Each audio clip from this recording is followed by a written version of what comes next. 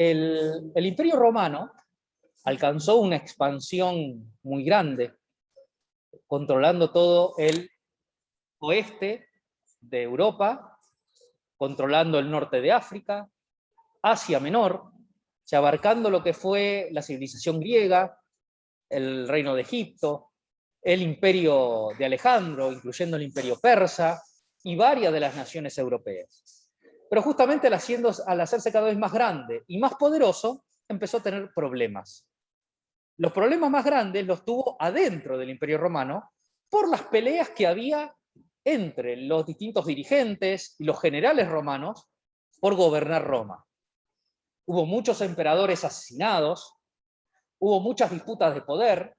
Cuando había un emperador y ese emperador quería que su próximo emperador sea una determinada persona, asesinaba a los que podrían llegar a competir para que no sean emperadores. Y al mismo tiempo también la sociedad romana había perdido el sentido de sacrificio y el sentido de disciplina. La idea de que había que estar dispuesto a morir por Roma, por la grandeza de Roma, ya estaba muy abandonada. La mayoría de las familias romanas tenían una buena vida y entonces estaban conformes con la vida que tenían. No querían ir a pelear al ejército, no querían ir al campo de batalla, no querían exponerse a peligro, sino que preferían disfrutar de la vida que les daba el estar en el centro del imperio más poderoso. Al mismo tiempo, empezó a tener el problema el Imperio Romano de las tribus que estaban en las fronteras del Imperio Romano. Sobre todo las tribus que estaban en el norte de Europa, en el noreste de Europa, las tribus germánicas.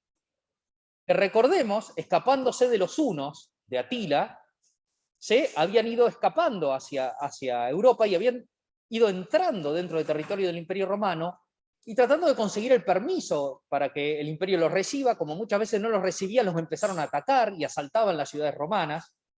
Y muchas veces celebraban acuerdos con el emperador para ellos cuidar la frontera, como los romanos no tenían suficiente ejército. Cada vez que moría el emperador había conflicto por quién iba a surgir. Y muchos emperadores empezaron a recurrir al recurso o a la estrategia de dividir el imperio en los distintos sucesores para que no se peleen. Entonces, si alguien quería que haya dos herederos del imperio, entonces nombraba dos sucesores, dos emperadores. Una parte emperador en Oriente y otro emperador en Occidente. En realidad el imperio era uno, pero es como que tenía dos emperadores para distintas partes, o incluso hasta 4. Entonces, todo esto nos muestra cómo se había debilitado propiamente el poder en el imperio y el gobierno del imperio, y estaba próximo el imperio a desfallecer o a caer. Finalmente estas divisiones quedaron con dos emperadores romanos. Un emperador en Occidente, en Roma, y un emperador en Oriente, en Constantinopla. Y se repartía en medio la zona, el territorio donde cada uno iba a ejercer su poder. El de Occidente lo hacía al oeste y el de Oriente lo hacía al este.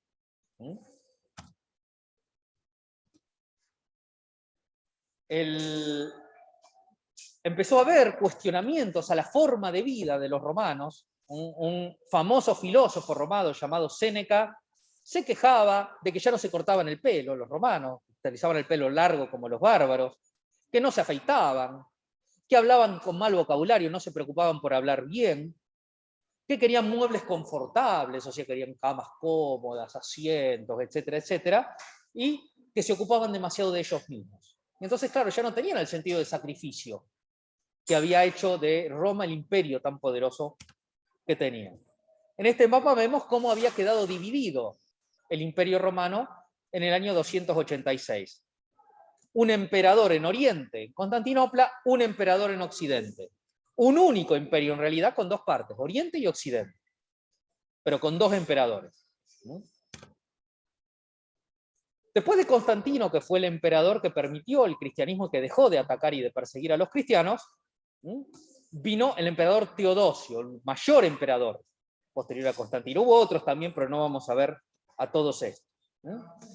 Teodosio fue el que instituyó el cristianismo como la religión oficial del Imperio Romano, y durante Teodosio fue que se hicieron más fuertes las invasiones bárbaras, a las cuales llamaban los godos, estas tribus germánicas.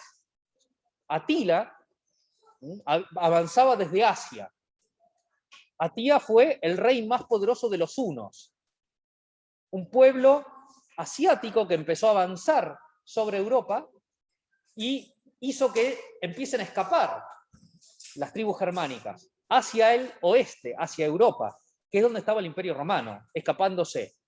Eran muy duros, eran muy crueles. Aquí en este mapa vemos cómo venían los hunos de Asia e empujaron a los godos o bárbaros que, para escaparse de los hunos, empezaron a penetrar en el Imperio Romano y asaltaban sus ciudades y atacaban buscando víveres y buscando tierra donde vivir, porque los emperadores, el Imperio Romano no siempre les permitía asentarse en su territorio.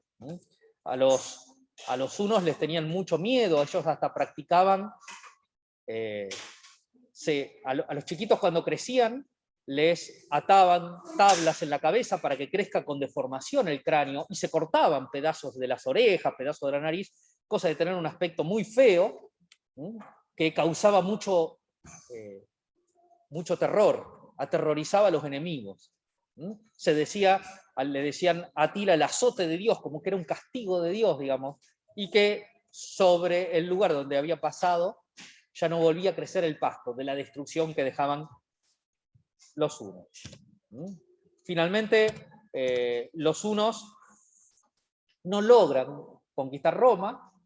Atila se acerca a las proximidades de Roma y parece que el Papa fue el que lo convenció que no ataque Roma, con el argumento de decirle que no quiere, que no estaba bien que pase a la historia como que aquel que había destruido a la gran ciudad, digamos, de la civilización, y no atacó Roma Atila, y falleció un tiempito después. Y dice que sus soldados se cortaron con cuchillos la cara para sangrar, diciendo: nosotros lo vamos a llorar a nuestro rey, pero con lágrimas de hombre.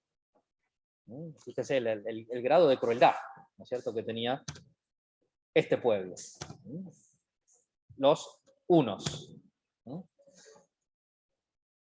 Superada la amenaza de los hunos, continuó, sí, la amenaza de los bárbaros, de estas tribus germánicas, que eran muchas, no era una sola.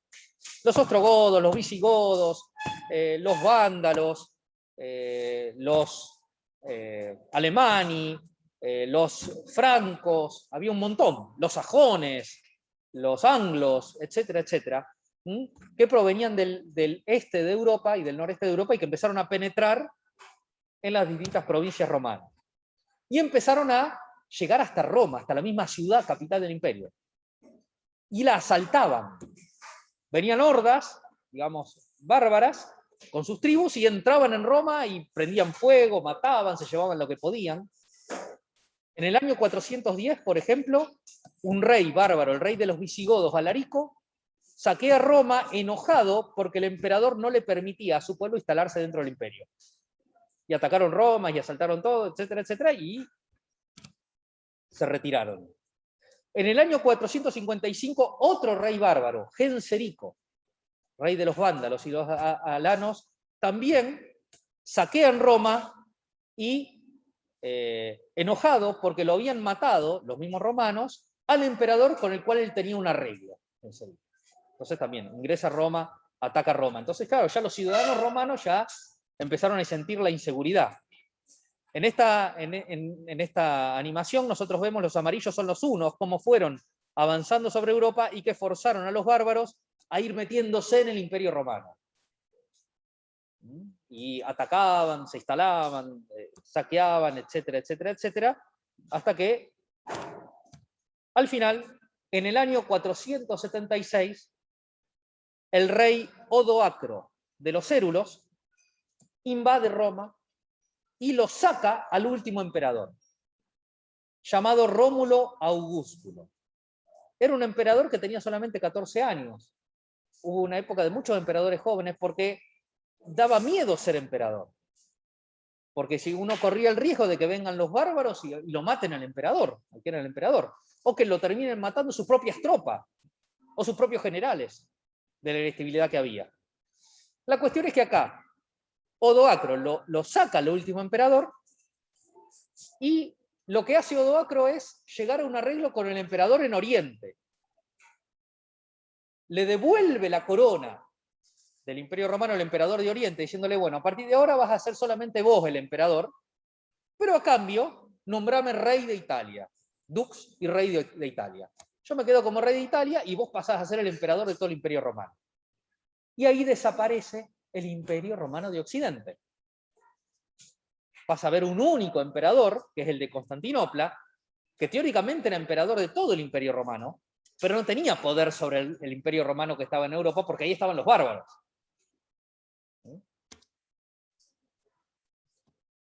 Y con esto se acaba el Imperio Romano, y se acaba, según la clasificación tradicional, la Edad Antigua. Y comienza la Edad Media.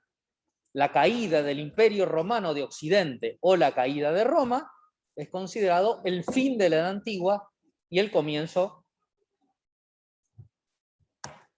de la Edad Media.